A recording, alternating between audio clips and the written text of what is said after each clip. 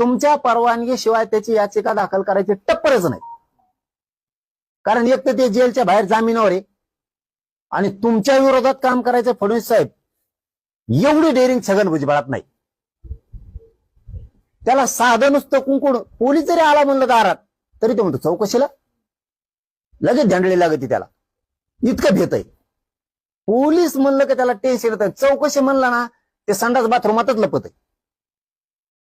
आणि एवढं मोठं कार्य की जो जार तुम्ही काढलाय त्या जारच्या विरोधात तो सुप्रीम कोर्टात आणि हायकोर्टात जातो, एवढी टप्पर तुमच्या पुढे होऊ शकत नाही.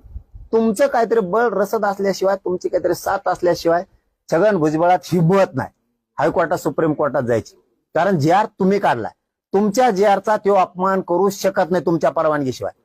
तुम्ही जर मोठ्या मनाने जार काढलाय फडणवीस साहेब आणि त्याला विरोध छगन भुजबळ करतोय, हे आम्हाला मराठ्याला पटतच नाही.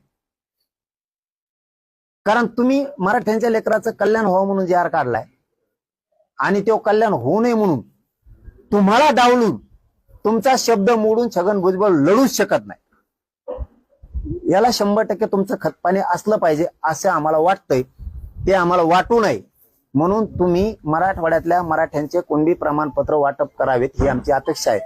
आमचा तुमच्यावर बसलेला भरोसा कधीच उठणार नाही, याच्यात शंका असायचं काही कारण नाही. आम्हाला ज्या शंका होत्या त्या आम्ही या पत्रकार परिषदेच्या माध्यमातून मांडल्यात.